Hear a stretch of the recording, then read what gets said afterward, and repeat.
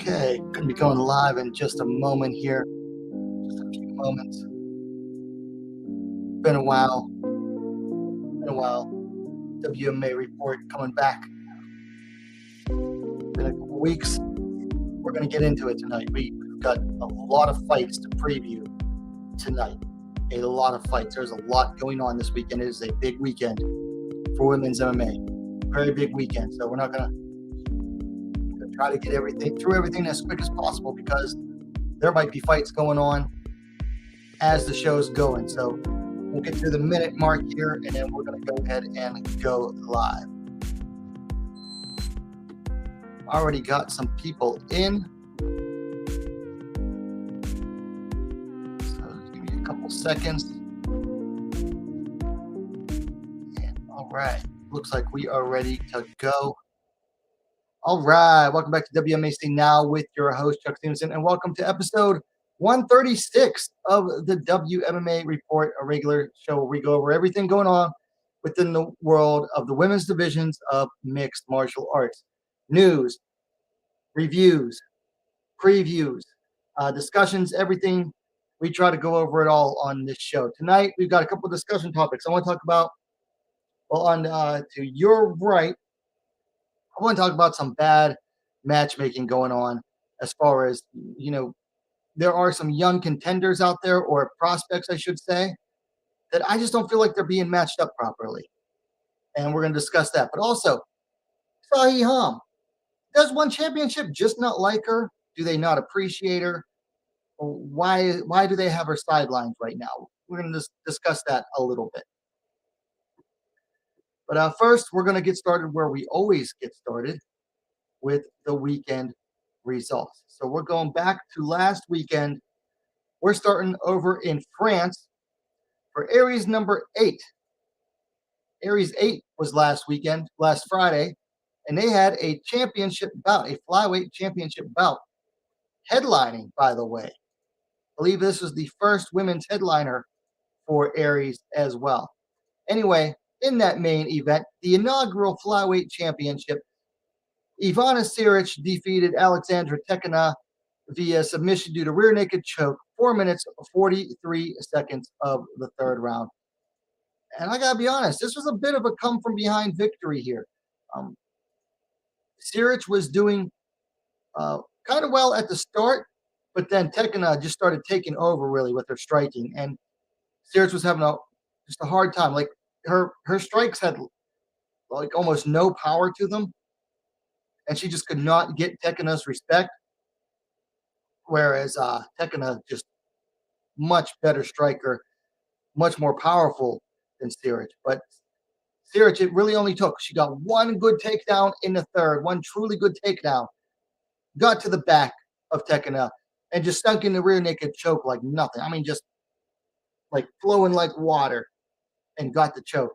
And Tekina tapped out. So Ivana Siric is the first women's champion in Aries Fighting Championship over there in France. Alexander Gonzalez, welcome to the chat, asking Andres Roldan win his fight. I don't know who Andres Roldan is. I'm honestly not sure. Andres Roldan.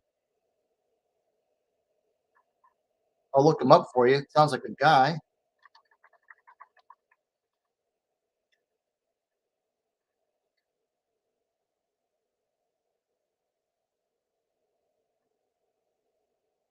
Oh, he has a fight tonight in Combate. So that hasn't even happened yet. So I couldn't tell you. Yeah, he hasn't fought yet tonight. Anyway, moving on. Didn't realize this picture was so tiny. UFC had their first ever event in France, on Paris, the very next day, the day after Aries. This event had one ladies bout, a featherweight bout. Stephanie Egger came in on late notice, replaced Zara Farn, and defeated Aylin Perez via submission due to rear naked choke. This is a 4:54 of the second round. Egger climbed to 8-3. Perez fell to 7-2.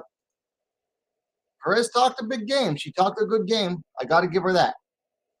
But here's the thing. When you talk a big game and do a lot of things to gain people's attention, You got to perform in the cage. And Perez just did not this time. We'll see. We'll see if she can turn that around and make a go of it in the UFC. But that's the thing. You talk a big game, you talk the talk, you got to walk the walk. Perez did not in this fight. And then, why are these pictures so small today? Oh well. Tuesday night, Dana White's Tuesday Night Contender Series had a flyweight bout where Teresa Bleda defeated Naira Maya via unanimous decision. Bleda climbed to 6-0. Maya fell to 7-1. This was just an absolute domination from Teresa Bleda, pretty much. I mean, Maya, other than a few like submission attempts that were like halfway there, she never really was in this fight for the most part. I mean, it's just absolute domination.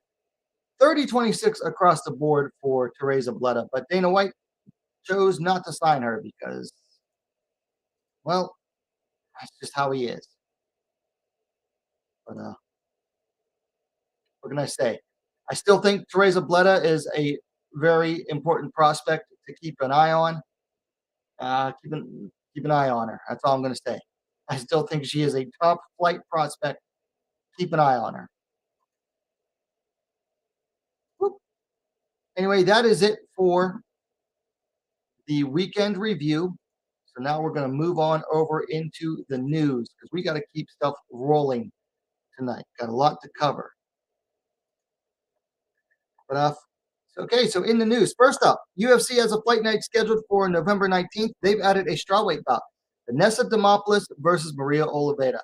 As a classic striker versus grappler battle there with the Oliveira and her Muay Thai and Demopoulos with her BJJ. That's going to be a fun one.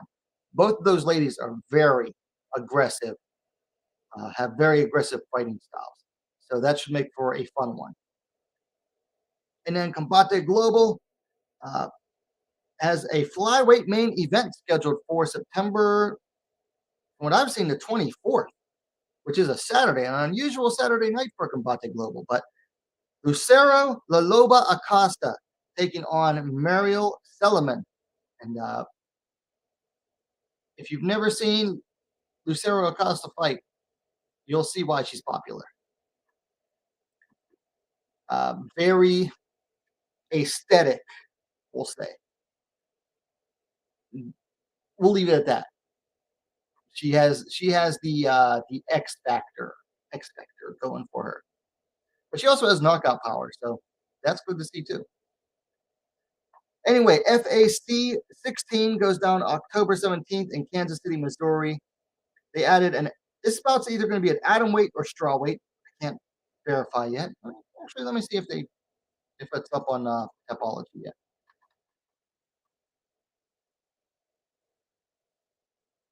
Verify what weight this bout's at. They don't have this added yet. Anyway, this is either going to be an atom weight or straw weight. Elle Wagman taking on Celine Haga. And that bout is one of the topics of discussion for later tonight because it's kind of some weird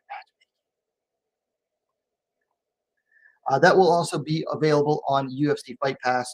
So that's October 17th. I believe that's a Sunday.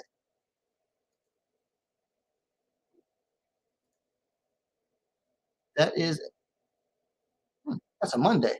Interesting. And then Cage Warriors 144 goes down October 7th in Rome, Italy. They've added a strawweight bout. Brioni Terrell taking on Mikkel Deseni. And that, of course, will be on UFC Fight Pass. So Cage Warriors going to Italy, I believe, for the first time. So I can't believe UFC hasn't really tried to go to Italy yet. I mean, Bellator's been there a bunch of times. Cage Warriors is going there. You got Marvin Vettori. Use him. I mean, open up that Italian market, UFC. Anyway, speaking of UFC, they have a fight night scheduled for December 3rd, and they've booked a strawweight bout. Angela Hill taking on Emily Ducote. That is a fight I'm really looking forward to. Big chance for Ducote to step up into the rankings and really become known over, the veteran Angela Hill. I mean, Angela doesn't have like the best record. She's getting closer and closer to that 500 record, but still, she's not easy to beat. She's certainly not easy to finish. So if Cody can finish Angela Hill, that'll be big. But then again, Angela's been doing pretty good lately, so we'll see. Uh, One on Prime Video 2 goes down later this month, September 30th, and they've added an one atom weight bout. Stamp Fairtex is going to be taking on G and Radzuan.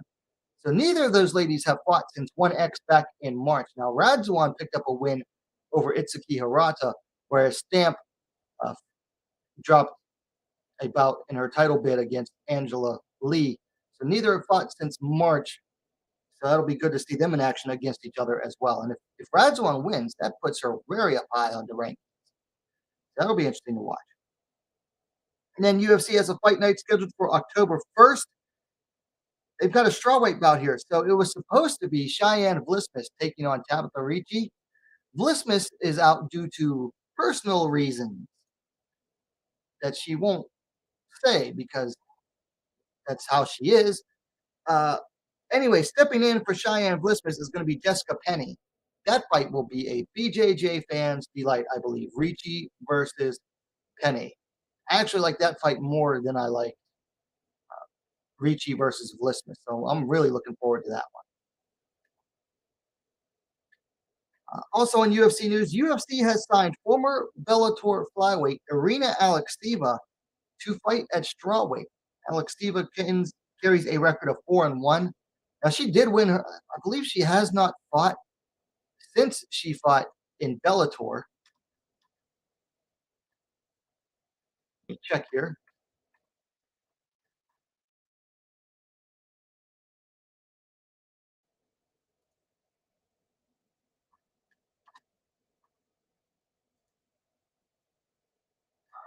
Really?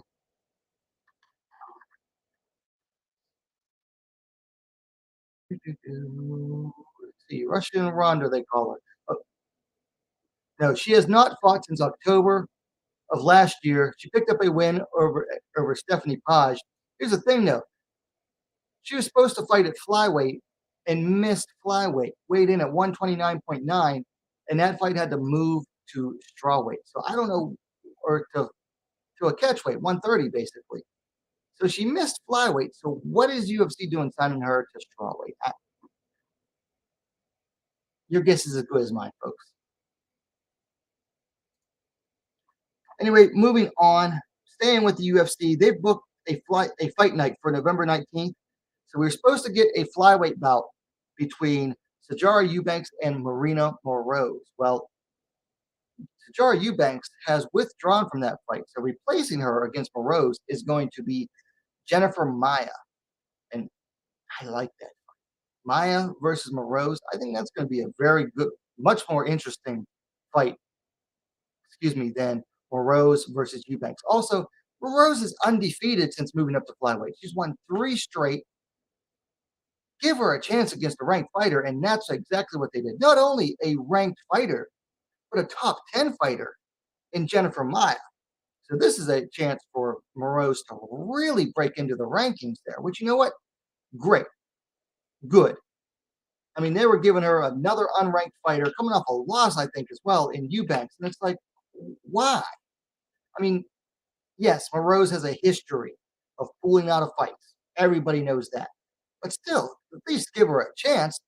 Well, thankfully, Eubanks did, thankfully, Eubanks is now withdrawn, which from Moroz gives her that chance now. Basically, Eubanks forced the UFC's hand, which I'm glad to see. By the way, friendly reminder to those watching, the chat over to, should be your right, my left, is open. So if you have any questions, comments, gripes, complaints, just want to say hello, feel free to do so. Also, please like and subscribe if you're new to the channel.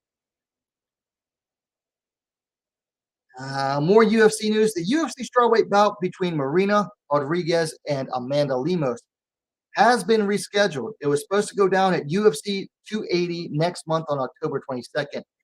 it has now been moved to a fight night on November 5th. So we're like 2 weeks back, and that's no big deal. Lux 28 goes down November 18th in Mexico on UFC Fight Pass. They have a flyweight championship bout. The champ, Victoria Alba, defending her title for the first time against Elizabeth Rodriguez. And Alba actually won that fight or won the title in a tournament. So this will be her first time defending that belt since that tournament win earlier this year. So will be good to watch. And then Ryzen 38 goes down September 25th in Saitama, Japan. We have the semifinals for the Super Atomweight Grand Prix. We've got Seika Izawa taking on Anastasia Spetkivska. Spetkivska replacing Reina, who had defeated Spetkivska in the first round, but Reina broke an orbital bone in that fight against Spetkivska, or I should say Spetkivska broke Reina's orbital bone. And Reina is out, so Spetkivska is replacing her. And then we have Ayaka Hamasaki taking on Shiyu Park, which is basically the exact matchups I figured would happen. Minus not predicting that Reina would be forced to pull out. Those are pretty much how I thought those matchups would go.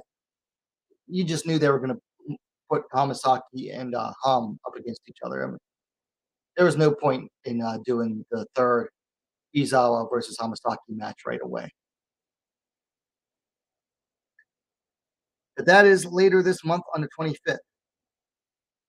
And then also, you have moving back to the UFC news, the flyweight bout between Alexa Grasso and Viviane Araújo has now been confirmed as the 5-round main event for the UFC Fight Night on October 15th. So October 15th, we've got a ladies flyweight main event, Alexa Grasso versus Viviane Araújo. And I got to be honest, as a Grasso fan, I like that it's 5 rounds. That definitely favors Grasso over the course of the fight, the longer that fight goes. And then final bit of news tonight, Combate Global has an event scheduled for October 7th in Miami. They have a flyweight bout. Aitana Alvarez taking on Jillian Knoll. Knoll is number 7 in the flyweight rankings at Combate, and Alvarez is at number 8. And actually, that was the match I called for after that fight. So I did a review on Alvarez's last fight, and I said, put her in against number 7. And that's exactly what Combate is doing. So, hey, Combate, somebody listens. Good to know. Nah, they just matched number 7 up with number 8. Who am I? I don't have that big of a head to think, oh, people are watching me or people are listening to me. Maybe if they do, cool. But I'm not one of those like narcissists that think that, oh, someone has the same idea as me, so they must have copied it off of me. I'm not one of those YouTubers. Anyway, that is it for the news. So there were no big ranking fights last week, so we don't have a rankings update for this week. But we definitely will next week we possibly will next week because we've got a fight for the UFC tomorrow night with big ranking implications. But anyway, we are going to get into the weekend preview. And first up, tonight, we have LFA 141 going down in, where is that at? Vail, Colorado. And I don't believe this fight has happened yet. So as soon as the main card starts, it'll be on UFC Fight Pass, as you can see. We have a strawweight bout. Catherine Paprocki taking on Kelsey Arneson. Got the recent top 30 veteran in Paprocki. Looking at stats here, we've got Paprocki coming in at 3-2, Arneson coming in at 1-2. Now Paprocki, her last official fight was a loss to Maria Silva 10 months ago on the Dana White's Contender Series. whereas before that she had a loss to Tiani Valley a few months before that, or excuse me, a win over Tiani Valley in LFA. Arneson last fought for LFA 4 months ago. She dropped a split decision to Marnik Mann. I think that was a fight a lot of people thought she won too. Like that, people thought that was a bad decision. But she had a win before that, also in LFA 10 months ago. Let's see. No age for Arneson. Paprocki is 29. Looks like Arneson slightly taller, 5 feet 5 inches, 165 centimeters, 5 feet 3 inches, 160 centimeters. This will be a good bout. Paprocki, she fought at top 30. She was in fighting at flyweight, which is above her weight in there, and she got eliminated, I believe, in the first round. So, but at least she has that recent fight experience. Arneson, she's going to be hungry though for a win because, yeah, I'm pretty sure she got robbed against Marnik Mann 4 months ago. So this should be a good one. I'll go with Paprocki to win, but Arneson I think is going to be very, very game.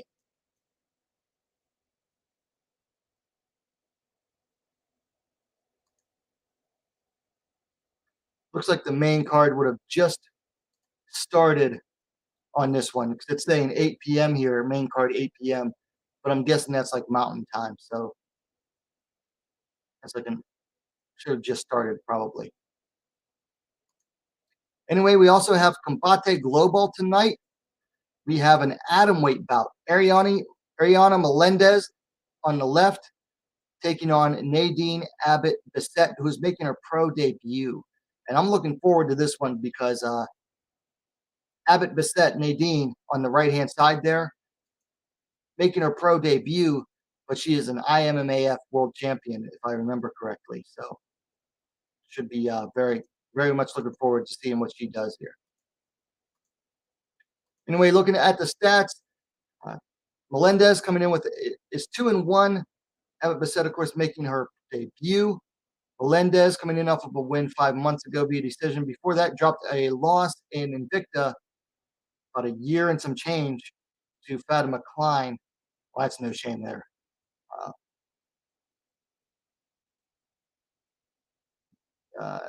Nadine last fought 3 months ago in an amateur bout. The Abbott's the younger fighter, 21 to 26 for Melendez. If these heights are to be believed, Melendez has a nice height advantage. 5 feet 2 inches, 157 centimeters. To 4 foot 11 inches, 150 centimeters for Abbott. She's tiny. She's definitely an atomweight, that's for sure. I don't have a pick for this one. I've only seen Melendez fight once, and I haven't actually seen Abbott fight. So I wouldn't feel comfortable making a decision, especially when one of these fighters is making their pro debut. But I will say that because, Abbott Bissett coming in with that IMMAF tournament pedigree, definitely do not miss this. I believe their fight is on the main card as well. So that's Paramount Plus for English, Univision for Spanish language. And if you're not sure how you can watch it, go to Combate Global's Facebook, and you can pay like $3-4 to watch it. The whole event. Anyway, moving on to early Saturday. Oh, I gotta pull this one up here if this is even available.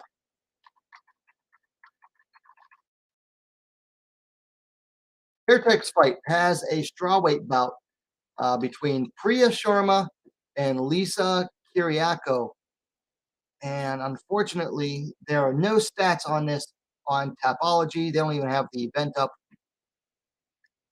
All I can tell you is that Sharma is making her pro debut. Kiriako, I believe, 2-1 as a pro. I think she previously fought at flyweight as well. I'm not making a pick because I don't have any stats or anything. But if I were going to make a pick, it would be Lisa Kiriako. I'm not sure. I think it's a Greek name, but I'm not sure. So no pick But if I were, it would be on the Australian Lisa there. Also, tomorrow, Saturday, we have KSW 74, which I think you have to go to Fight TV to watch. We have a strawweight bout. Sofia Bagashvili taking on Anita Bekis. Bekis on the left hand there, Bagashvili on the right. Let's see. Bekis coming in at 6-2. Bagashvili coming in at 6-1. Bekis is on a 3-fight winning streak dating back a year. She most recently fought 2.5 months ago, picking up a decision win in KSW. Bagashvili last fought, according to this, just 3 weeks ago, picking up an armbar win. Before that, she had a TKO loss 4 months ago. So she's been very active. I mean, this would be like her 4th fight in a little over 6 months.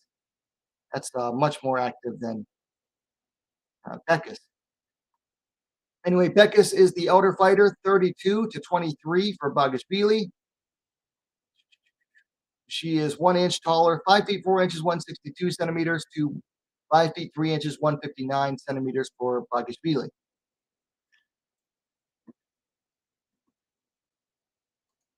I can't remember the last time I watched either of these two fights, so I don't have a pick, but I'm trying to keep up more and more with the European scene, so I might try to catch this fight tomorrow. But it's looks like KSWTV.com, according to the graphic here. So if you want to check that out, you can. But I mean, both fighters got decent records, 6-2 and 6-1, so pretty good. It's at strawweight, so yeah, definitely check that out. Strawweight bout. Anyway, we move on to UFC 279. In this first bout, we have a debuting fighter that I'm very excited to watch. We have Elise Reed taking on the debuting Melissa Super Melly Martinez at strawweight. Martinez was the first ever Combate Global women's champion at strawweight.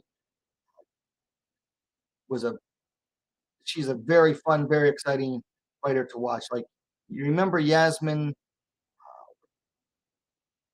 what's the girl's name?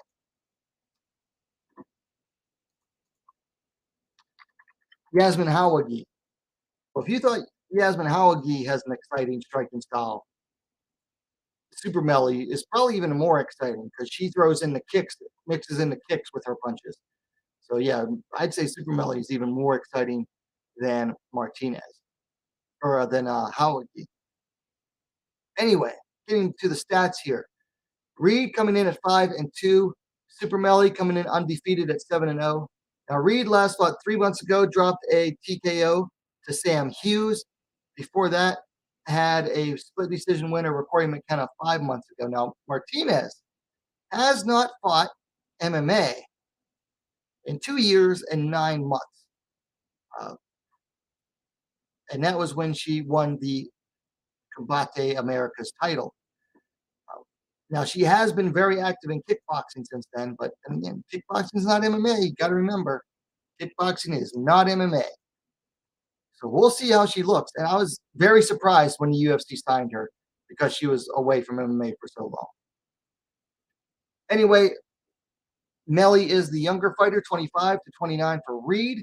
Reed is the taller fighter by 1 inch, 5 feet 3 inches, 160 centimeters to 5 feet 2 inches, 157 centimeters for Martinez. Looks like the reach is the opposite, though. 64 inches, 163 centimeters for Martinez to 63 inches, 160 centimeters for Reed. This one has me perplexed.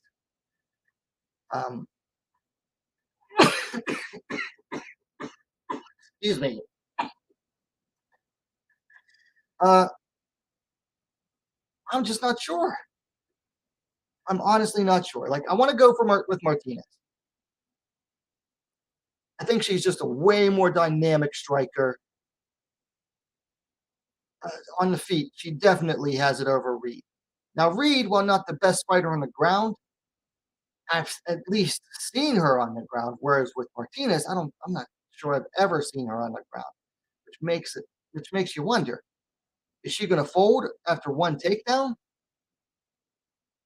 I don't know. I don't know. But I'm going with my gut. I'm going with Martinez. I don't think the UFC would sign someone of a, over 2.5 years layoff if they didn't have confidence in her to do something big. So I'm going with Martinez.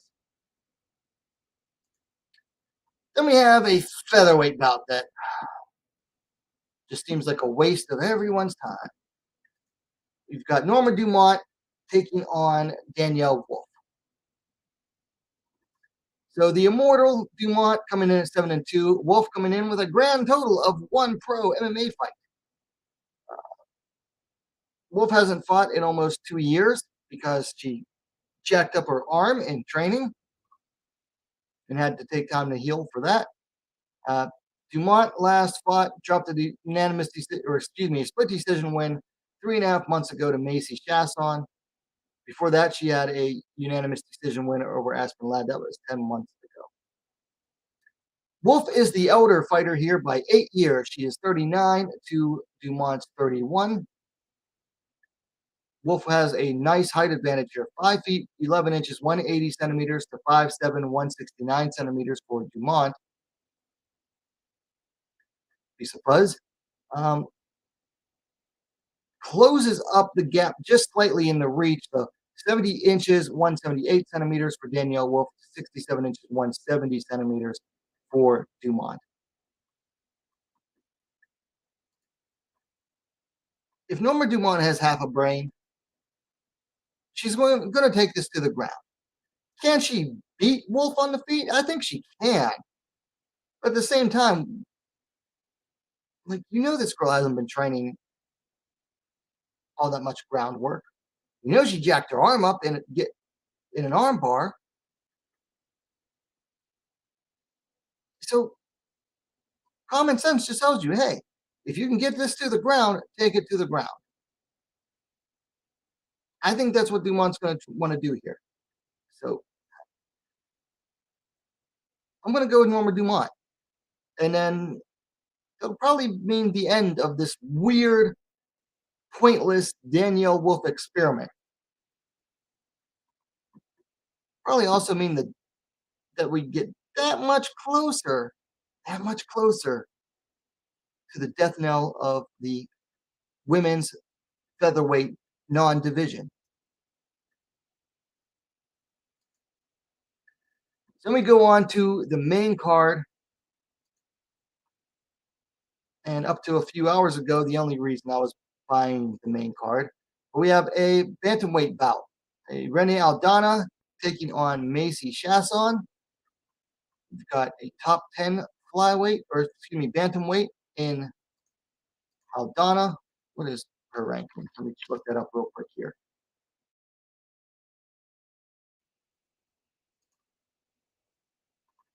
Let's see. Aldana is currently ranked at number 4. Chasson is number 10. So yeah, a win for Chasson has huge ranking implications. For Aldana, probably means she's going to get the next title shot because she's basically next in line at this point. Anyway, looking at the stats here, Aldana coming in at 13-6, Chasson coming in at 8-2. Both are coming in off of a win preceded by a loss. Now, Aldana last fought a little over a year ago, defeated Yana Kunitskaya via TKO due to ground and pound. Before that, had that loss to Holly Holm. That was a year and 10 months ago. Good Lord. Chasson last fought 3.5 months ago, where she picked up that split decision win over Norma Dumont. Before that, 7 months ago, got submitted via guillotine choke to Raquel Pennington. Let's see. Chasson's the younger fighter by 3 years. She's 31-34 for Aldana. Chasson has the height advantage here, 5 feet 11 inches, 180 centimeters to 5'9", 175 centimeters for Aldana. And Chasson has the height advantage as well, 72 inches, 183 centimeters to 68.5 inches, 174 centimeters. And I have to correct myself. I said that this is a bantamweight bout. It has been moved to a 140-pound catchweight bout. Apparently, Jocelyn's team approached Aldana, said, "You're not going to make the weight. Would you be interested in moving to a catch weight?" Aldana hadn't gotten down, but from what I heard, she was close to the 136-pound limit, but decided, yeah, sure, I'll do it. So I forget what Aldana weighed in it, but I know like Macy was like 139 and a half or something. So this bout has moved to a 140-pound catch weight. On the feet, at range, and in the pocket, this is largely Aldana's fight to lose. Now, Macy has a chance here. She has to get Aldana to the cage, which in the past hasn't been that hard, but lately it's getting harder. But Macy has to get Aldana to the cage and just really grind it out. I mean, we're talking like dirty boxing, wall install, going for takedowns. She she's not going to win a clean fight here, like just out skilling Aldana here. But if she can make it like a grind, if she can turn this into a grind fight, like a grungy, grinding fight, it's kind of boring. But if she can do that, she can get the win here. But overall, I think we got an Irene Aldana win, and probably most likely by decision. But yeah, the pick for this one is going to be Irene Aldana. So that's it for UFC 270. 278? 278. So then we move to Sunday, and early Sunday, we've got two events in Japan. Pancrase 329 is first up with two ladies bouts. First up, we have an atomweight bout. Um, Sayako Fujita taking on Yoki Harada. All right. Both of these fights are kind of gimme fights, so I'm not going to go too in depth on these. But look at this one. So Sayako coming in at 5-1, Harada coming in at 1-3-1. Now, I will say, Sayako Fujita hasn't fought in 2 years and 9 months. Now, Harada has fought recently. She lost 3 months ago in Shudo. Before that, she hadn't fought since like 2 years and 8 months, and that was she had a majority draw in Shudo. So this is going to be Sayako Fujita's fight to lose, basically. This is she has been fed nothing but mostly cans to crush. She's a very strong wrestler, and she either gets fed absolute cans or good strikers, but have a hard time with takedown defense. I don't know which of those Harada falls into. Probably the can section, being 1-3. This is a gimme fight for Sayako because she hasn't fought in forever. Then we have the strawweight queen of Pancrase, Karen, taking on, what's this girl's name? Momoka Hoshiyama in a non-title strawweight bout. But Karen comes in undefeated at 5-0. Hoshiyama comes in with a record of 2-3, and she's coming in off of a loss just over 2.5 months ago, or just over 2 months ago, over there in Shudo. She dropped a majority decision. She did have a win before that via submission, a month before that. But this is basically another gimme fight. It's Karen just won the title, and they're putting her against a girl with an upside down record, coming off a loss. I think this is just a little bit of a showcase fight for the new, very young 19-year-old champ, just turned 19. And yeah, this is a gimme fight. So Karen's taking this one, I believe. But I will say this. Excuse me, I watched an interview with her by Charlie at sogo-kaku.com. And she said she's going for the elbows again and promises to make this a bloody fight, like her last fight against Emi Fujino. So maybe keep an eye on it for that. So then we move on to, I got to get my other slides ready.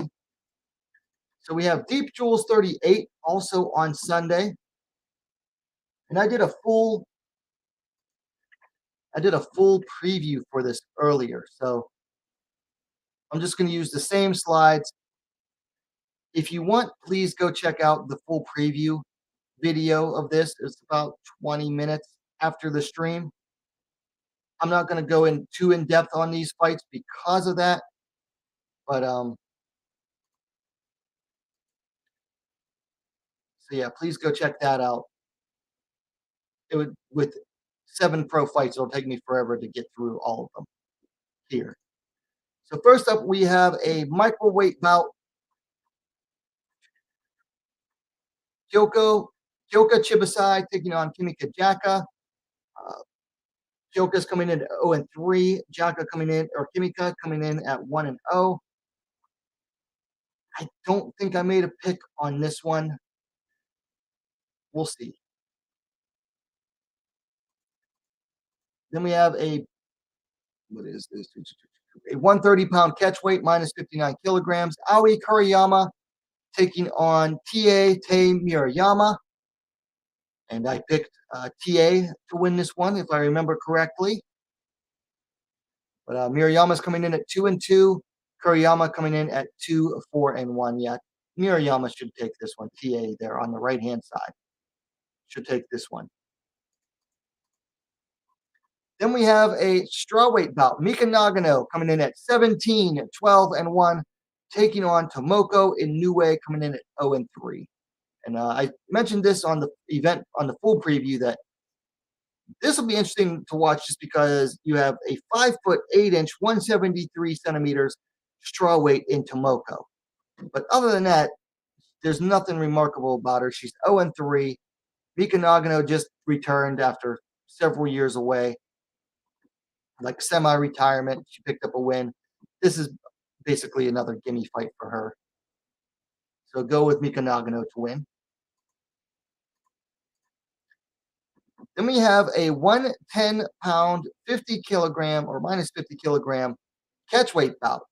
Kate Lotus Oyama coming in at 2-4, taking on Eru Takebayashi coming in at 2-2. Lotus has been having some real mixed results lately. She's dropped her last 2, but then again, so has Takebayashi. And she last fought 8 months ago, and in that time, Kate Lotus has fought 3 times. I'm taking Kate Lotus to win this one. She actually started out at flyweight, got sick, lost a bunch of weight, fought a couple of times at strawweight. Now she's moving down even closer to that 108-pound rising super atomweight class. So if she can pick up a couple wins and get down to 108, I wouldn't be surprised if we see her in rising eventually.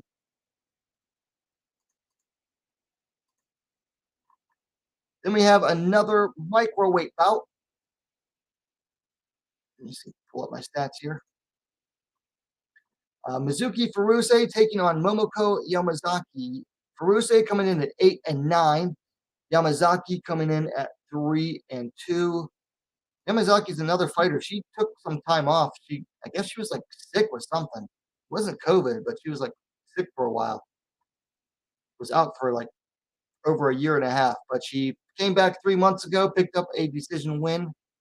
Furuse just also picked up a recent win 5 months ago. Before that, she had dropped like 3 straight going back 2 years. And she had a kid, so she didn't fight for a while. She had some time off and then didn't do so great coming back. But I'm picking Furuse to win this one. She actually does really well at microweight.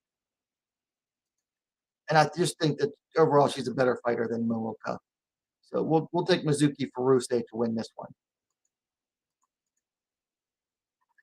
Then we have the co-main event, Yuko Kiryu taking on Namiko Hime Kawabata.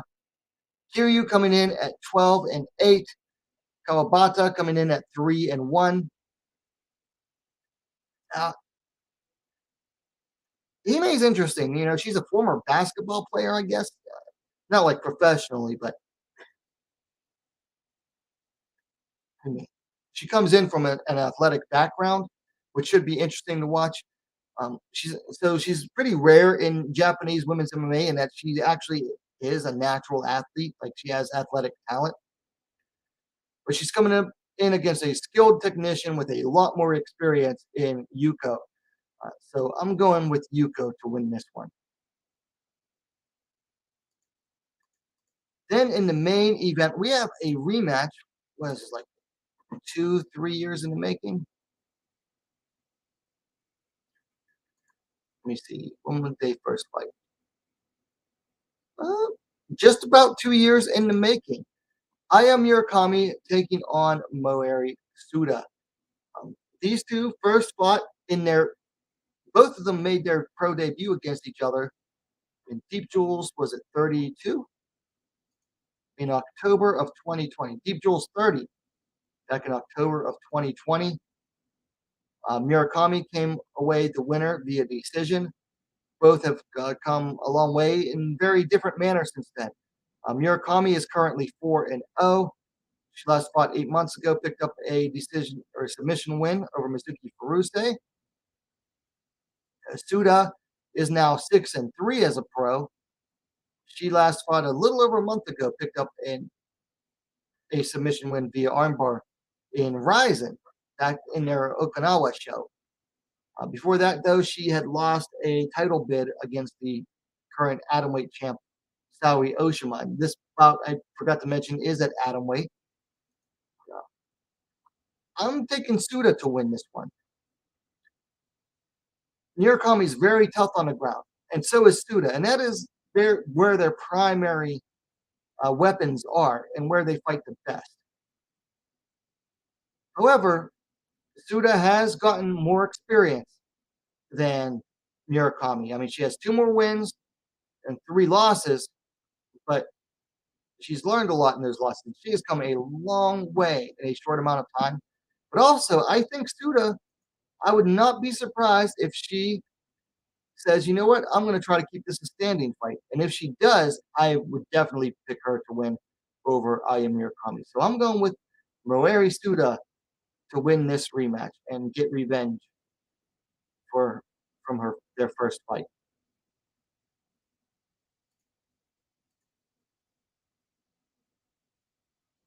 And yeah, all right. So that is it for the weekend preview. Let me bring my other slideshow back up here.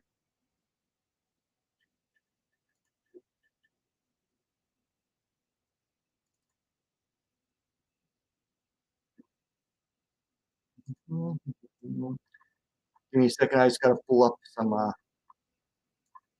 records here.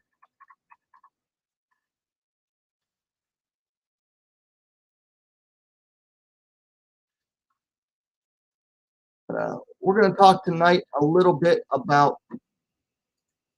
some questionable matchmaking from promoters. So the first one I want to talk about is this bout here. So Bellator 286 goes down on October 1st in, I believe, California. Yep, in Long Beach, California. And they booked a flyweight bout between Sumiko Inaba and Nadine Mandial. Now, here's the thing. Inaba is currently 4-0. She's undefeated as a pro and has looked like a killer and has looked better with each and every fight. And Nadine Mandial, on the other hand, and this is nothing against her personally, but Mandial is currently 2-5 as a pro. Okay, 2-5. So she has an absolute upside down record. Whereas Inaba is undefeated and is looking to like get better and better with each fight. Here's why I don't like this. Okay. Why are you taking your undefeated prospect who's already 4-0 and putting them in there against someone who's 2-5? It just doesn't make sense to me. Now, this is not uncommon in, like, say, boxing, where they just pile your record and pad it and pad it and pad it and layers of padding. But Inaba has shown that she doesn't need this type of record padding. So I just don't understand this. I mean, other than wanting to make Inaba look good, possibly get a finish, this doesn't make sense. Like, this isn't good prospect building to me. And here's what's even crazier about this. These two fought in the amateurs back in October of 2018. And now you could say, like, if Inaba had lost that first fight, you could say, well, Inaba wants to get that win back from her time in the amateurs. This is a revenge fight for Inaba. But here's the thing. This isn't a revenge fight. Inaba won the amateur bout. She not only won, she won via TKO a minute and 5 seconds into the first round. This from Bellator blows my mind. Now, Bellator does take it easy on their prospects that they like when Bellator starts a fighter off from their debut and they're trying to build them, they do try to bring them along very carefully and slowly. Otherwise, they turn out like Aaron Pico and get these losses early on, and people question them. But at the same time, it's like Inaba is a good enough fighter. She doesn't need this type of bout. Now, I kind of keep adding this caveat. This is nothing against Nadine Mandiao. They had nothing against her. This is just about what's good matchmaking. This is not good matchmaking to me, and it is not good prospect building for Inaba. Her opponents are actually getting worse. This is the opposite of prospect building for Inaba. Okay, she made her debut against someone who was 0-1. No problem with that. She won that fight in the first round. Her second fight, she took on Christina Katsakis, who was 1-1 at the time. Again, that's good. She won that fight via finish in the third round. Then she took on Randy Field, who at the time was 2-0. Again, so now she's finally fighting someone with a winning record. Beats Randy Field via arm triangle choke in the second round. So 3 fights, 3 finishes, and now she has a win over someone with a winning record. A record that matched hers at the time.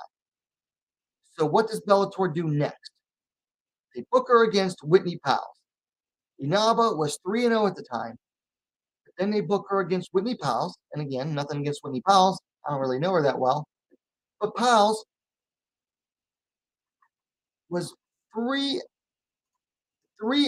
at the time. So you take someone who is now 3-0, just beat someone who was undefeated at 2-0 before that, and you put them in against someone with a losing record. And now you go from an opponent who is 3-4, and Naba's now 4-0, and you put her in against someone with 1 less win and 1 more loss than the previous opponent. You go from 2-0 to 3-4 to 2-5. That's getting worse. This is the exact opposite of prospect building. I just don't understand this from Bellator. Like, if Bellator was like a small-time regional promotion, like the promotion we're going to talk about for this next one, I can understand it. But Bellator is a worldwide promotion, often being cited as the default number 2 behind the UFC. And it's now that is becoming more and more contentious, that discussion. But let's say that, okay, let's stick with that for now. Bellator is a default number 2 promotion. Why are you taking your 4-0 undefeated prospect and putting her in against someone who is 2-5. It just doesn't make sense to me. This is not how you build up a prospect.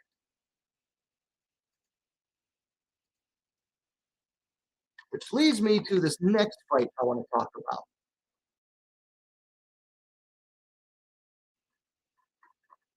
And Typology hasn't even added this one yet, so I gotta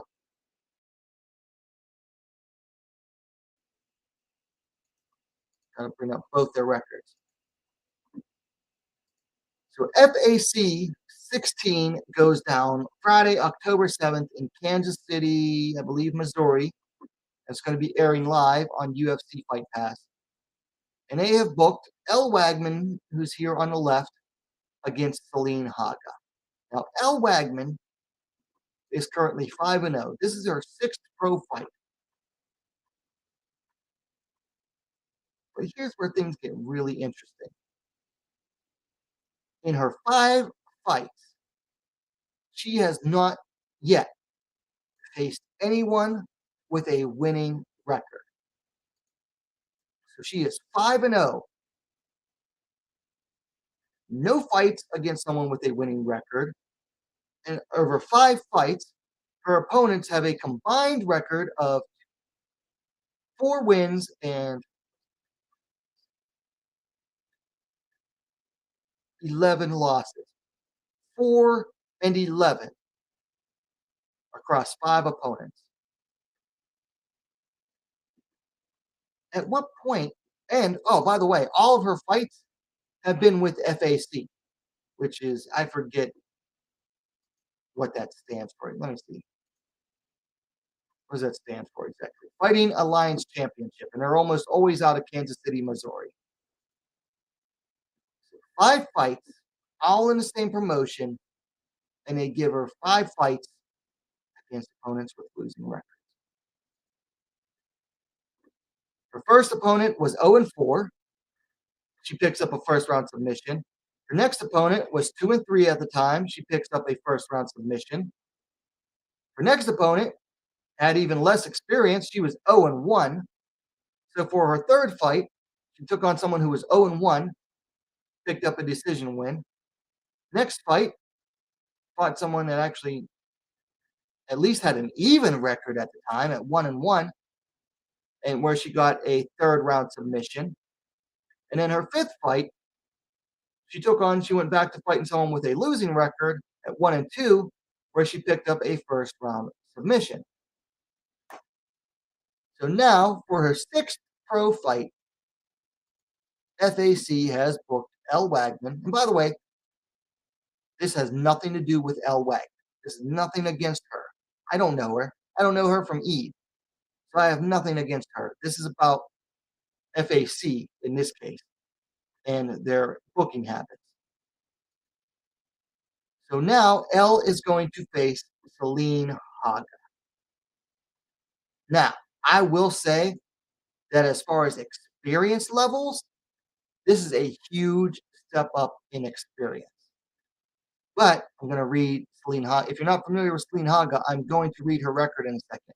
While this is a huge step up in experience, it is once again, for the 6th fight in a row, Elle Wagman will be taking on someone with a losing record. Celine Haga has a record. Check this out.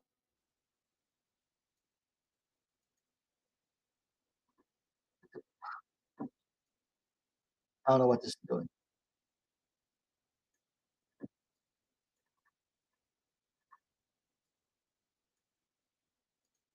You see this? 13-8.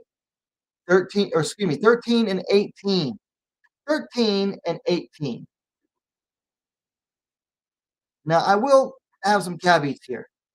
Celine Haga had probably the toughest time in MMA out of anybody in the women's division. Just about. Okay. She made her debut in Japan back in 2009. Now, she's not Japanese. I think she's like Korean descent, but she's from Norway. And She did not have it easy. She lost her first four fights before finally picking up a win against Mika Nagano, which, by the way, she was not supposed to win against Mika Nagano. Nagano was 6-2 at the time and was someone that Jules, which later became Deep Jules, was promoting heavily because she was pretty. So Haga gets a decision win over Mika Nagano. Very next fight, revenge fight time for Mika Nagano. She gets an arm bar in the first round. So she went to 1-4, and then she loses her next 1, 2, 3, 4, 5, 6, 7. Loses her next 7 bouts. Almost all of them in Jules. All of them against very good opponents like Kyoko Takabayashi, Emi Fujino, who was very experienced at the time as well. So then she finally picks up some wins, gets a loss, gets a win. Left Japan, by the way. She finally left Japan and actually gets some good training in and starts doing better. So she starts picking up some wins. Then she gets some losses, picks up boxing and Muay Thai bout, and has had a mixed record since then. She's currently coming off of a loss most recently to Melissa Odessa at Fury 59. That was a tough fight for Selena Haga, too. Very tough fight with a very questionable stand up from the referee, by the way, that probably changed the momentum of that fight.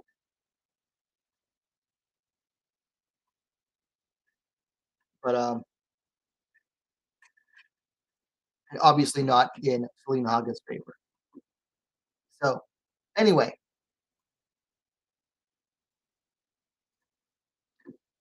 back to El Wagman here, an FAC. So, yeah, again, we have a promotion. This is going to be this young lady's 6th pro fight, but they have yet to book her against an opponent with a winning record. Now, like I said, Selena Haga is a huge step up in experience for El Wagman. But again, it's just the point of the matter is that again, 6 fights, 6 opponents with either even or losing records. She had one opponent with an even record at 1-1. The other four opponents that she faced and beat all had losing records. It's like, okay, I understand. I guess she's local to there. I guess maybe she's from Missouri. I know she trains at American Top Team. Maybe she's from Missouri originally. I'm not that familiar with her. But again, it's like, okay, you want to, I guess she's a draw for them. Let's suppose that she is from Missouri. She's from Kansas City or Missouri or whatever. So she's local to FAC. That doesn't mean you just pad your local fighters' records just to get them an easy win. How are you doing your fighter, your local fighter, a service by just giving them fairly easy wins against fighters who obviously aren't up to snuff? And how do you just keep giving them opponents with losing records like that? You're not doing your local fighter any favors. All that promotion is doing right now is stuffing their pockets with money and not doing their young fighter, other than getting her in cage experience. They're not doing her any other favors. That's for sure, because she's not facing tougher and tougher opponents, which is what you need to grow as a fighter. Like if all you're doing is going in there and facing fighters that you can just pretty much steamroll over and over and over again, you could say that you're building confidence, and that's great. That's important. But at the same time, you're not putting your fighter in there against someone that's going to show some adversity, or that like they're not going to be facing adversity. You have to face adversity to grow as a fighter. You have to face those tough situations in a fight to know that you can get through them. Otherwise, when they finally do face a step up in competition, as soon as things aren't going their way, they could fall apart. So it's better for a young prospect like El Wagman to face a little bit of diversity early on in their career and get it over with, so at least they know that they can get through it and go on to win in spite of it.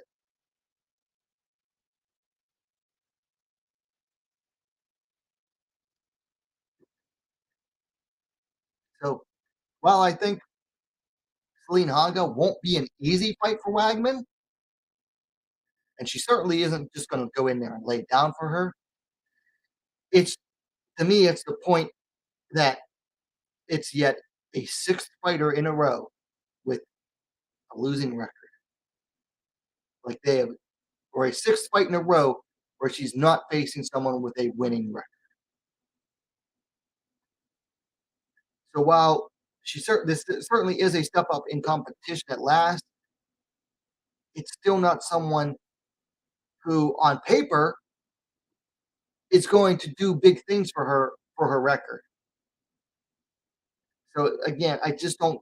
This to me is the opposite of prospect building. So that's the first discussion topic. Now I want to move on to a lot of people's favorite topic: one championship. And do they hate Seo Hee Ham? I think you could make an argument that if they don't hate her, they certainly don't appreciate her. Okay. Seo Hee Ham signed to one championship, fresh off of winning the Ryzen Super Atomweight Championship off of Ayaka Hamasaki in a hard fought split decision win. Now, she won that on New Year's Eve, December 31st, 2019. She signed with one championship late in the spring of 2020. Now, granted, COVID kind of messed things up for uh, MMA for a little bit. But and then one championship decided, well, we're going to have this atom weight Grand Prix, and they kept putting it off and putting it off and putting it off. Now, I know at least once it wasn't their fault because Singapore decided to shut things down, and Ham basically went a year and 9 months.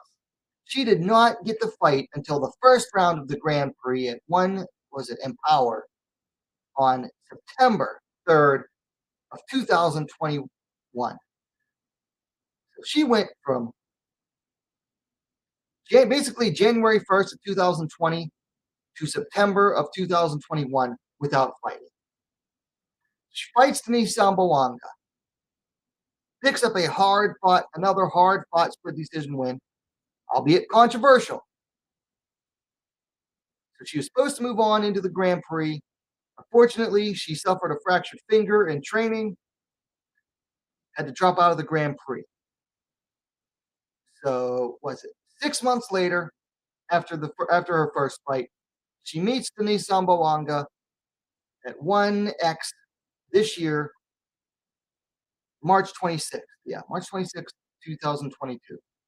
So only her second fight in over 2 years. Yeah, 2 years, 2.25 years, and only her second fight since then with one championship. And what is it?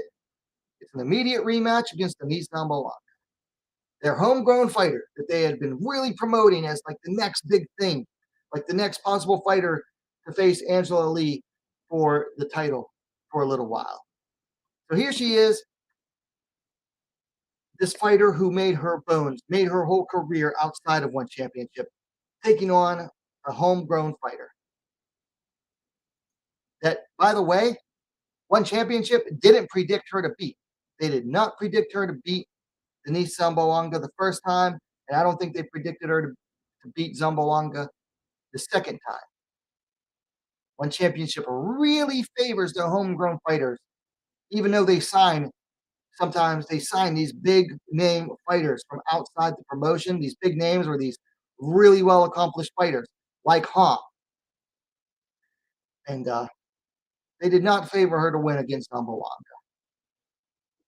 especially Michael Chilavello, the voice who does their commentary. So she faces Zamboanga in March, beats her this time, no question whatsoever, wins a unanimous decision win. So they finally rank her, comes into the rankings. She is currently, by the way, she beat the number one ranked fighter at the time, made it twice. Where's Ham ranked now? She's ranked at number 2, which is fair. That's fair. They ranked her behind Stamp Fairtex, who did win the Grand Prix. So now Ham is the number 2 ranked fighter. But what is she doing right now? Who is she fighting right now? Who does one have her signed to fight right now? I'll tell you who. Nobody. Angela Lee, instead of defending her title, which she finally defended for the first time in forever back in March, is now moving up again to take on Seong Jin Na for the one strawweight title, which she failed to do the last time she did it. Last time she went up to fight Seong, she lost. She tried to stay at that weight and fought Michelle Nicolini. Guess what? She lost to Michelle Nicolini again.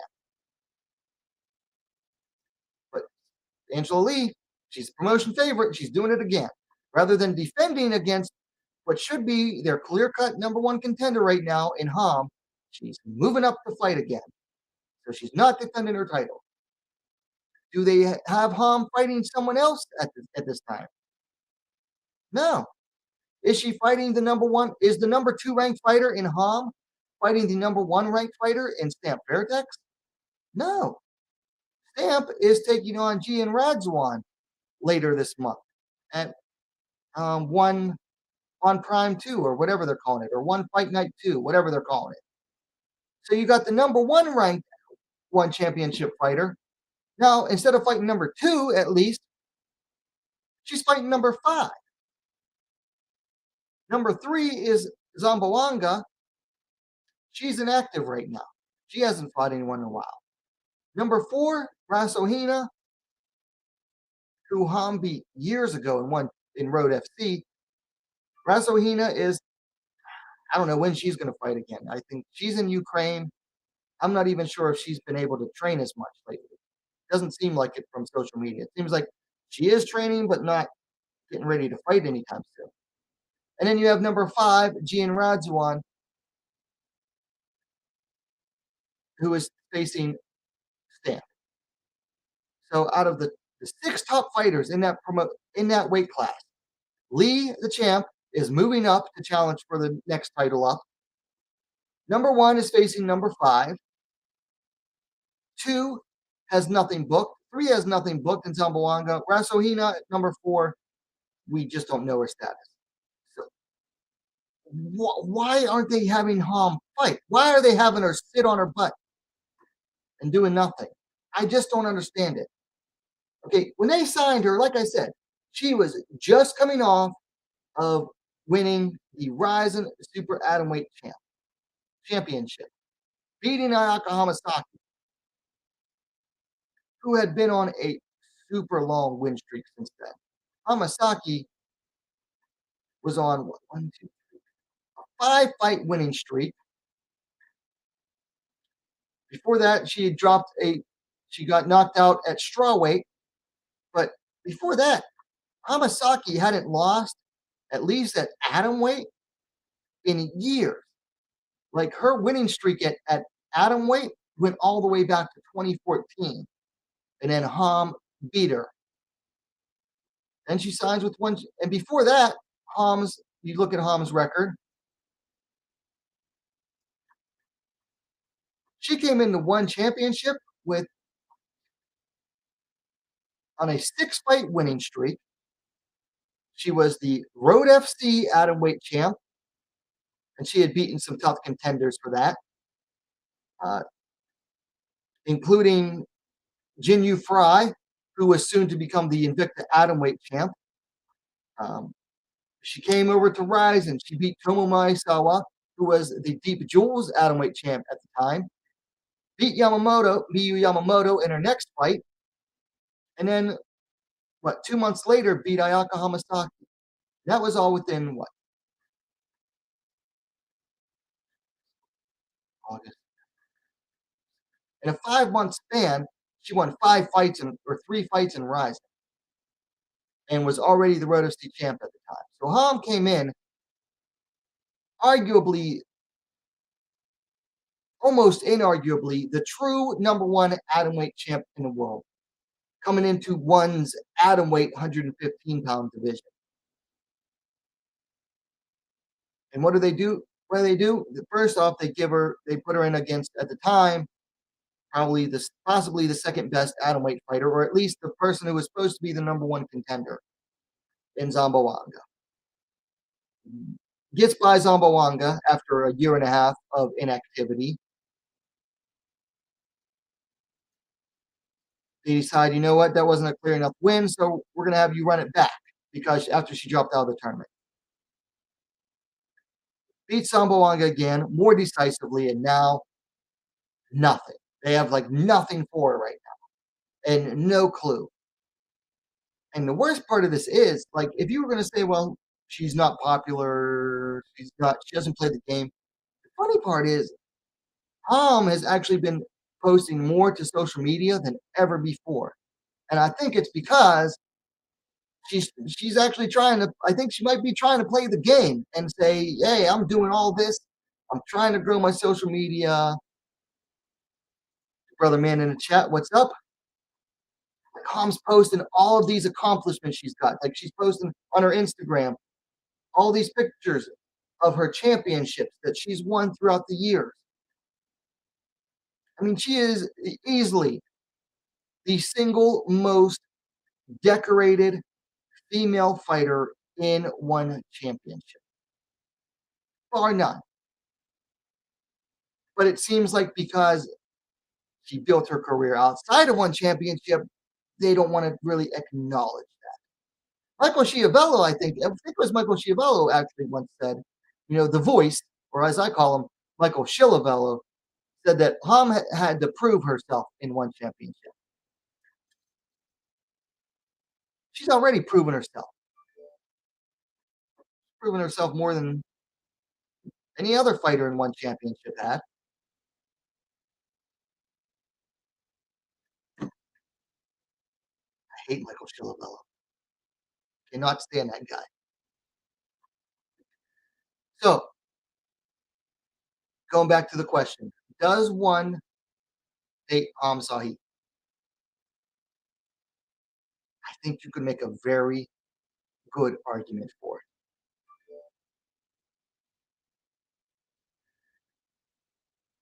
So anyway, that's really all I have for tonight. The brother man in the chat says, Ham is trying. I bet Angela Lee is being a huge bitch. I don't think she's being a huge bitch. I think she's just a spoiled brat. And one championship just basically gives her whatever she wants. And she is their golden girl. She's been with them since day one for her. She is their first female champion. She is their golden child, basically. All the Lees they're like the golden child. And I've heard, I cannot prove this, but I've heard that their dad, Ken Lee, is actually an investor in one championship. So that could explain part of the favoritism. So that's really all I have for tonight. I do have one final note. Tomorrow is Peak Fighting Championship 23.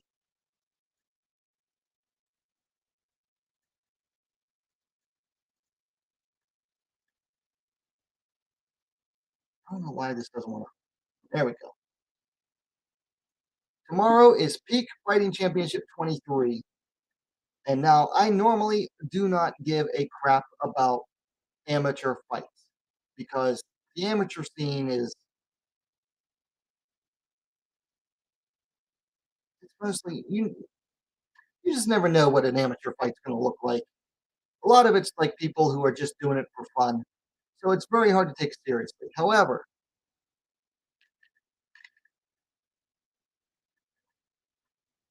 tomorrow on Peak PFC 23, which I think it's an online pay-per-view if you want to watch it, is an amateur strawweight championship. Amber Terrell on the right-hand side here, taking on Yuan Setseg Monkbatten or Monkbatten. Monkbatten, I talked about her in previous videos. She is an Olympic judo bronze medalist. Uh, you know what? It'd be easier to just look her up on Wikipedia and bring up her accomplishments.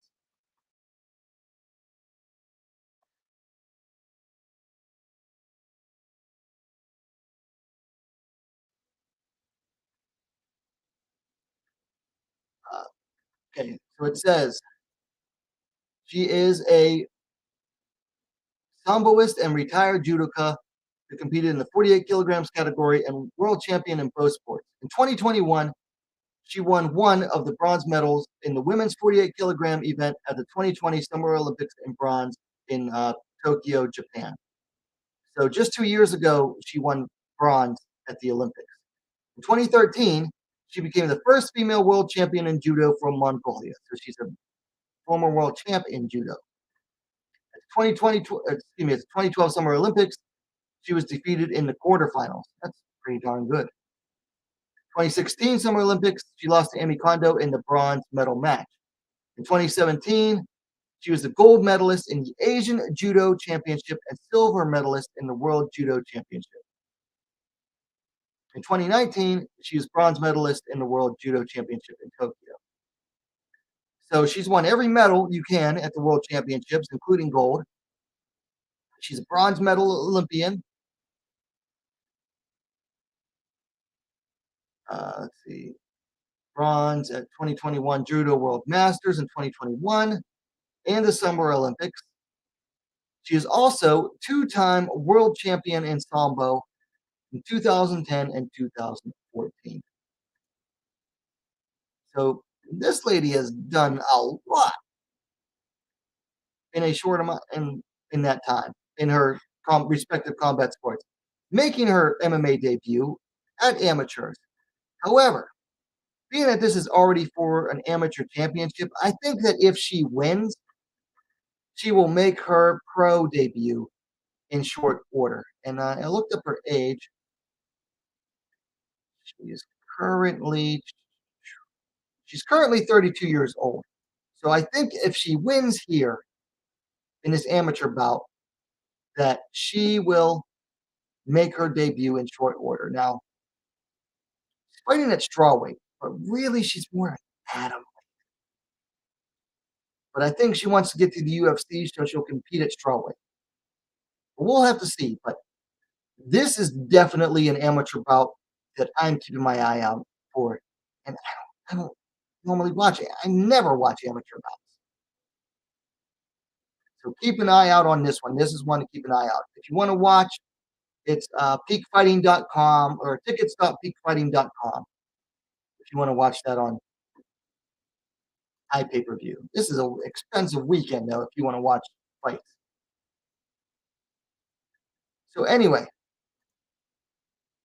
that's all I have for tonight. So let's get ready to close everything up. I never changed that banner. So anyway,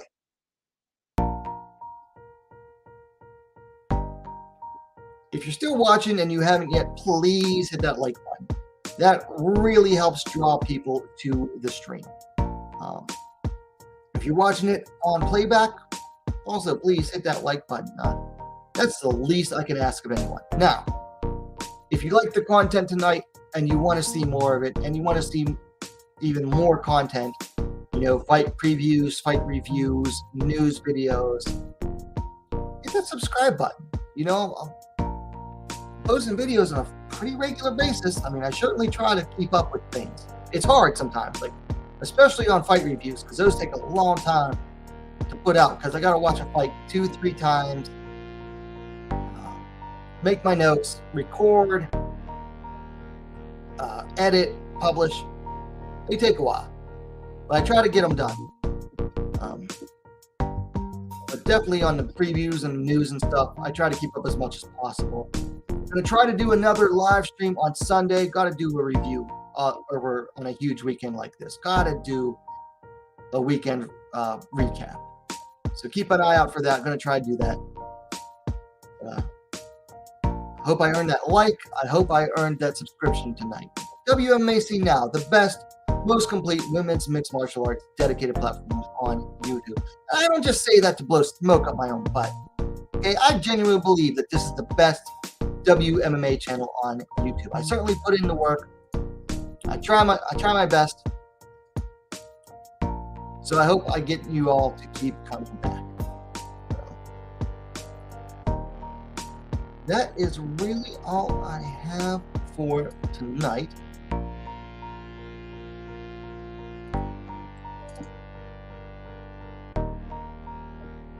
Well, until next time, stay safe out there, everyone.